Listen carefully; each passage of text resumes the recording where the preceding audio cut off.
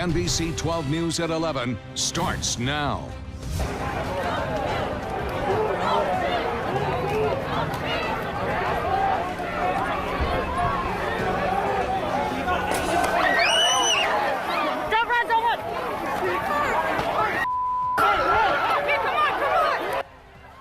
Was a peaceful protest at the Robert E. Lee Monument taking a turn as police deployed tear gas into the crowd. This video captured by a demonstrator showing the moment it happened. People can be heard chanting, don't shoot," moments before. Tonight marks the fourth night that protests have turned violent in Richmond as demonstrators once again defy the curfew and take to the streets denouncing police brutality. Richmond police have issued an apology. Mayor LeVar Stoney has weighed in, and now we're hearing from demonstrators caught in the middle. We are on your side tonight with live team coverage from the Capitol to Monroe Park to Monument Avenue. Jasmine Turner has been following demonstrators still on the streets tonight. Mark Davis was with a group of peaceful protesters. But we begin with Brent Solomon and the latest on the tear gas deployed at the Lee Monument that has already prompted two apologies. Walk us through what happened there, Brent. Kurt, protesters will tell you that they were right here peacefully assembling before the curfew kicked in when all of a sudden tear gas was deployed, sending those crowds running in a hurry. We were there with those protesters as they marched this evening. They went from the Jeb Stuart statue to the Lee statue and then along Arthur Ashe Boulevard past the VMFA. But before they got that far, tear gas went off as they were assembled outside of the Lee Monument, which, by the way, has been heavily vandalized along with other monuments in the past few days. I spoke with one of the protesters who says he couldn't believe or understand why police deployed that tear gas. We was peacefully protesting. It was about like 7:40, 7:45. And I say about a dozen cops came. They hopped out the car. They pulled out rifles. They put out the rifles and the regular guns. They have no rubber guns, none of that. They pulled out and they pointed to the crowd and stuff. And, you know, everybody's holding their hands up saying, don't shoot. And then they started shooting tear gas. And in what appeared to be a separate event at one point this evening, someone was seen climbing the Jeb Stuart Monument with a saw, attempting to cut off the leg of the statue. RPD sent out a warning calling that dangerous. As for that tear gas, both the mayor and the chief of police in Richmond are both responding, apologizing. The chief says that the tear gas should have never been deployed and that the officers who did it will now be removed from the field. The mayor says he wants to meet with the protesters who were here tomorrow to apologize face to face. Live in Richmond on your side tonight, Brent Solomon, NBC12. Okay, Brent, thank you. Tonight, demonstrators have been marching from Monroe Park to the state capitol and then back again in defiance of the 8 o'clock curfew. Jasmine Turner has been following them. She joins us live from near the capitol. And Jasmine, I assume these people face the possibility anyway of arrest. But right now, I just want to show you what the scene is here. People are walking. You can see on the other side, this line of cars is here in support of those who continue to protest. We know the curfew is 8 o'clock, but they have continued to walk through the street for hours. They have been walking together. We just had a young man walk up to us and he said the following: all of this that you're seeing is about love. He wanted to make that abundantly clear. Let's walk just a little bit down the street so you can see. But this is just a line of cars, and up ahead of us is a very large group of protesters who continue to walk through the streets. Some of the things we've been hearing is George Floyd's name. They were walking arm in arm, and there was a young man earlier this evening who said tonight has to be about peace. That was the goal, and they wanted to make that very clear. Take a listen to what he had to say. But we are trying to fight violence with peace. We are not looting anything. We are not busting out any buildings. We're not busting out no windows or cars. We are trying to be as peaceful as possible out here to send that message. Yes, we want to protest, and we want to do so peacefully. We're not out here trying to cause havoc. We're trying to exercise our constitutional right and authority to be out here and to protest because Black lives do matter, and George Floyd mattered, and Breonna Taylor mattered, and Ahmaud Arbery mattered, and so many other people matter, and we're out here for them. Now, several times tonight, we watched as the group paused and made sure that they could get back together. The young man that you just heard from, he has continued to be out here leading the way. I want to take it back live to the scene so you can see just how many people have gathered. At this point, people have stopped. They are cheering. Someone is speaking up front. We're not able to hear it, but you can see people standing together.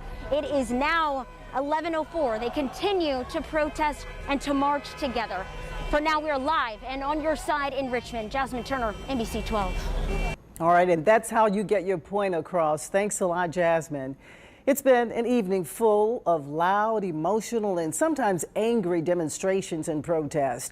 A peaceful march started out just before 5 p.m. in Richmond's Monroe Park.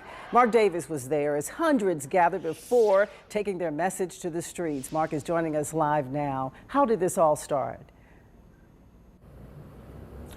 Well, Diane, as you mentioned, Monroe Park is where that protest started, and as you said, a little before 5 p.m. It's a demonstration that featured people of many races, from young to old. We saw a handful of children in the crowd, as well as some senior citizens. They want change, do these demonstrators. They want remembrance, and they took that message to the streets of Richmond. It started as a crowded park. Hundreds of people harboring a wide array of emotions. Frustration, pain, anger, sadness. My children are hurting, I'm hurting, we're crying. Demonstrators departed Monroe Park in Richmond this evening, marching, chanting, hands up, don't shoot, demanding remembrance for those killed at the hands of police officers, as well as change. This is our country. Why do we have to fight so hard? Because our skin has a little more color than yours. It's ridiculous. We are human beings. Another focus, improving the climate for those who will come after. The reason I'm really out here is what can I do now to maybe help his future? You know, when we look back on this, I can say, hey, I was out there for hours so that you have the freedoms that hopefully he'll have in the years to come. A push for change, and hoping those who feel they are targets are not the only ones to speak up. People who are going through it can't necessarily be the people to change it. Everyone has to come together, and you know, we have to have allies on all fronts, and everyone just has to have compassion and love and humanity for everyone. My people are tired, and we want, specifically white people, to realize what you have done for us, not for a day, but we're talking centuries. And while it's safe to say that most here feel there is a long way to go, some see progress being made, even if it's just one step at a time. You see a lot of Black Lives Matter signs out here, and originally that was a bad thing. That was viewed as a bad thing. Now you see people of all races, creeds, and colors with Black Lives Matter sign, realizing that all lives matter if Black lives also matter. And back here live now at Monroe Park in Richmond, and while it was crowded earlier this evening, right now we're looking around here and it's pretty much empty. We've seen a few people mingle through the park a little bit tonight, but very empty. Other than that, we were also over at the Lee Monument around 9:30 p.m. and again, very little crowd there, so a lot of this is cleared out. So while it may not be the case in other parts of the city where we have seen tonight, people are complying with that 8 p.m. curfew. We are live in Richmond. I'm Mark Davis, NBC12 News. Thanks, Mark. And there were familiar scenes all across Virginia today as crowds of protesters marched through downtown Blacksburg and the Virginia Tech campus in a peaceful demonstration. In fact, hundreds of people marched through neighborhoods, stopping traffic and sending a message. They shouted the names of George Floyd and Breonna Taylor, who were both killed by police. Demonstrators say they're on a mission to inspire change and end racism. And this is what needs to happen. We need to come together. We need to voice our opinion. We need to show that we have a voice. We need to show these people that we're not scared, that we know what's going on. We know what that they're doing to us, and that we're not scared. We're not going to back down until something happens. At the conclusion, the group paused outside the Blacksburg Police Department. And at the end of the rally, in an emotional display, the crowd fell silent and dropped to a knee. Tonight, President Trump is threatening to deploy the military if state leaders can't contain the violence that's spilling over from peaceful protest. Alice Barr continues our team coverage from Washington. Tonight, President Trump threatening to send active duty U.S. military troops into the streets, something that hasn't been done since the Rodney King riots of 1992. If a city or state refuses to take the actions that are necessary to defend the life and property of their residents, then I will deploy the United States military and quickly solve the problem for them. In his first formal address to the nation since the crisis began, President Trump promising justice for what he called the brutal death of George Floyd. He will not have died in vain, but we cannot allow the righteous cries of peaceful protesters to be drowned out by an angry mob. As he spoke, police and National Guard troops forcefully pushed back hundreds of peaceful protesters gathered outside the White House. That cleared the way for the president to walk across Pennsylvania Avenue to St. John's, known as the Church of the Presidents, to hold up a Bible in front of the historic building damaged by vandals last night. We have a great country. The Episcopal bishop who oversees the church quickly decrying the president for using it as a, quote, prop, and accusing him of doing everything to divide us. The president's presumptive Democratic rival, Joe Biden, meeting with supporters in a Delaware church today and holding a virtual roundtable with mayors. Well, people are angry. We need that anger. We need that to compel us to move forward. Calls for action across a divided nation, insisting that only understanding the source can extinguish the flames. In a statement tonight, the mayor of Washington, D.C. criticized federal police for forcefully pushing protesters away from the White House 25 minutes before her curfew took effect. She said that would only make the job of local officers more difficult. In Washington, Alice Barr, NBC News. And tomorrow, Governor Northam is expected to make his weekly scheduled coronavirus briefing at 2 p.m. So far, the governor has remained silent as protests turn violent within the city and across the entire state. We will have crews live at the conference, and we will carry it here on NBC12 as well as on our Facebook page and the NBC12 News app. Turning now to our forecast, a near perfect day today with clear, sunny skies, and it's the start of something summery. I like the sound of that. Meteorologist Megan Wise joining us now with more on the sound of summery. Yeah, if you like the summer heat, you can just wait for Wednesday and we'll warm up into the 90s. But today we're a little cool. June 1st, we were in the low 70s in a lot of our neighborhoods. Low humidity. Hopefully you got a chance to get out and enjoy some of that. 60 degrees right now at the airport, so it is a cool night. Winds are calm. Those dew points again low, and we stay that way as we go into tomorrow as well. Another day with lower humidity. Now overnight temperatures. It'll be cool to start tomorrow. You can open your windows, of course, if your health allows. Maybe save some money on your electric bill. Turn the air off tonight. 56 is the current reading in Chesterfield. We're in the low 50s in Petersburg. We're in the mid 50s. Hanover, out towards Tappahannock, you're at 56 degrees. A little bit in the way of some clouds have moved on in this evening. And we're looking at partly cloudy skies throughout the overnight hours. Outlying areas, I think you'll start in the low 50s as you wake up tomorrow morning. In and around the city, closer to the mid 50s. Overall, a cool start, but a warmer day tomorrow, and we've got some hot temperatures by the middle part of this week. I'll have those details coming up here after the break.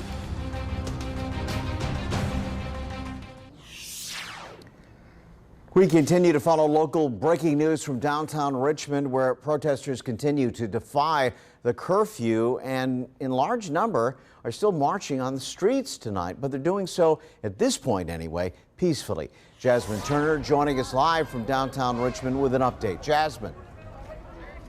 Yes, and peaceful indeed, Kurt. I want you to take a look right now as these protesters continue to make their way. You can see just how vast. You can see the amount of people who are here right now. They remain in the street, and they say that this is a moment of solidarity, a moment of love, unity, and that this is all about peacefully protesting. That was something that those who were leading this march were in the front said that was abundantly clear, and they wanted to make that clear. What you can't see is a line of cars behind this group of protesters. They have been continuing to follow them. They are honking their horns in support of them. This line of cars, actually, you can start to see it now, was stretching all the way down Broad Street. They have followed them all the way as they continue to march. So if we can just swing around here, just so you can see the path as they continue to walk. They say they are going to march together. Many times we have seen people arm in arm, and right now you may be able to see it,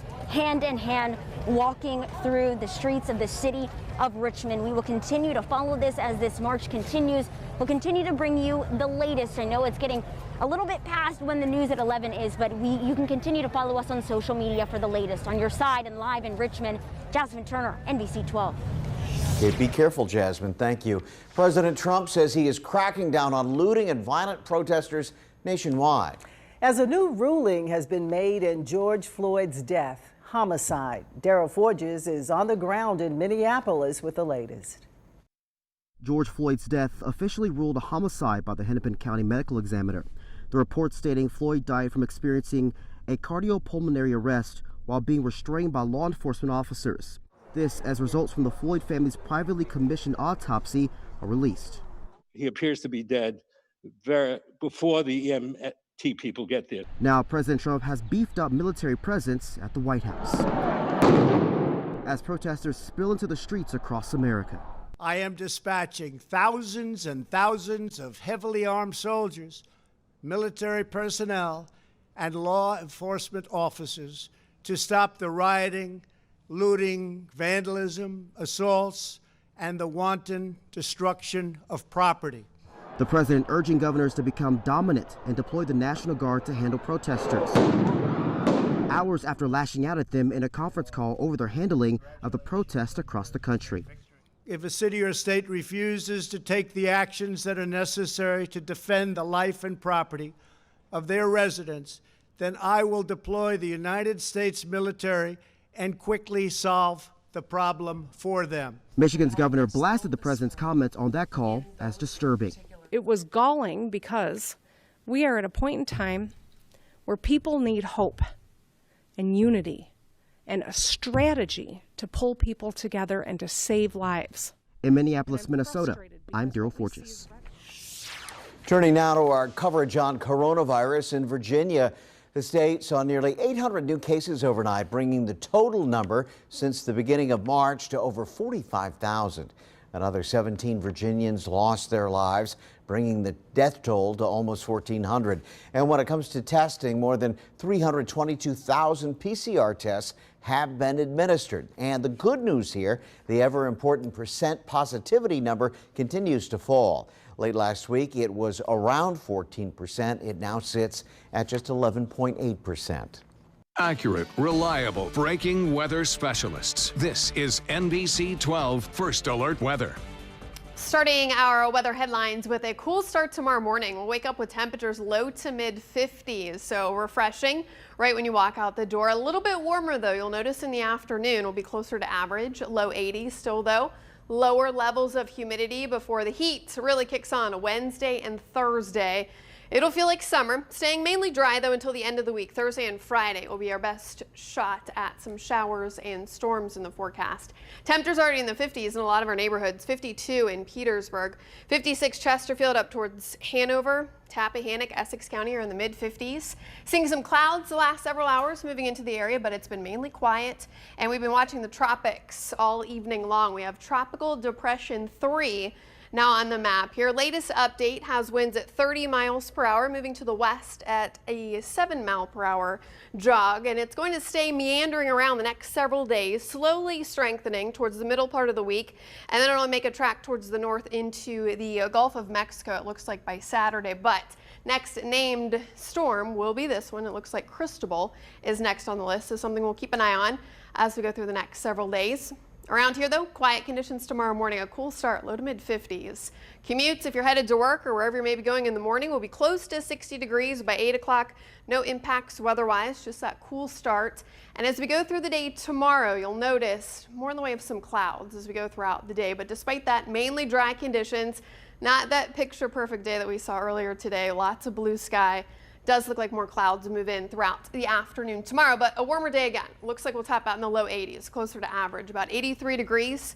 Afternoon, we're looking at mid 70s, and then as we go into Wednesday, low 90s. It'll be the hottest day that we've seen so far this year. So if you are someone that works outside or you have some plans to be outdoors, not only Wednesday, but also Thursday, just make sure you're staying cool, take some breaks. We're looking at, again, a few scattered showers and storms both Thursday and Friday. afternoon and evening time frame. Friday we're at 90 degrees, a little unsettled for Saturday afternoon. A lot of areas though look to stay dry. Still though very warm, mid and upper 80s. Ending the weekend nice, lower humidity, low 80s, mostly sunny. And we start next week as well on a dry note, temperature-wise, mid 80s. We'll be right back after this break. We continue to honor those on the front lines of the coronavirus pandemic. Madison Evans is an emergency room nurse at Bon Secours Memorial Regional Medical Center. Madison is a 2019 graduate of the University of Virginia. The person who nominated her says she loves her job and helping people who come into the ER every day. If you know a local hero, let us know about that person. Send their name, picture, and what they do or how they are helping to NBC12.com/Virginia Strong. We will feature their stories in our newscasts. Back here at home, a group of teens in Chesterfield looking to invite change through conversation. The group outside the Brander Mill neighborhood tells us they started with a simple group chat that evolved into something more. They made signs and say they were moved to raise awareness and provoke conversations surrounding the issues going on right now. So we decided to come out here and raise awareness, which we've had a lot of cars drive by, especially during lunchtime and now during rush hour. So it's been a pretty good show out. You got to look beyond the mirror. Like, you got to see what's happening around you to other people, because like that all matters and it makes the world a better place. And today in Magnolia Green, a peaceful demonstration took place as hundreds marched through their community supporting Black Lives Matter. These pictures from viewer Casey Foskey showing people of all ages hitting the streets to show their support. The breaking news tonight, protesters defy the 8 p.m. curfew for a fourth night in a row and continue to march into the evening hours. But many of them are doing so peacefully. Jasmine Turner joining us live now from downtown Richmond. What are you seeing now, Jasmine? Well, there's not just people walking in the street, Diane and Kurt, but people are in their cars. Take a look at the line of cars here on Franklin. We are near Monroe Park. Monroe is where a lot of this, or all of this, really started earlier today with people starting the march here. You can see this line of cars. They're actually behind a large group of protesters who have been marching at this point for hours and hours, and they say that they want to have a peaceful march tonight. I spoke to someone who's been leading this march. His name's Nehemiah, and he actually at one point stopped the protesters, stopped the entire crowd, and he got in front of everyone saying that tonight that there would be no violence, that it had to be a peaceful event. So as you can see, people remain in their cars here, and up ahead, people continue to march and continue to walk through the city of Richmond. We've been following the path, bringing you the latest, not just on air, but also online, as people say they are out here speaking out against injustices. They want their voices to be heard. We've heard a lot of people saying George Floyd's name, Breonna Taylor's name, Ahmaud Arbery's name tonight as they've continued to march. And now we are live and on your side. Jasmine Turner, NBC12. All right, thank you, Jasmine. Stay with us. We will be right back.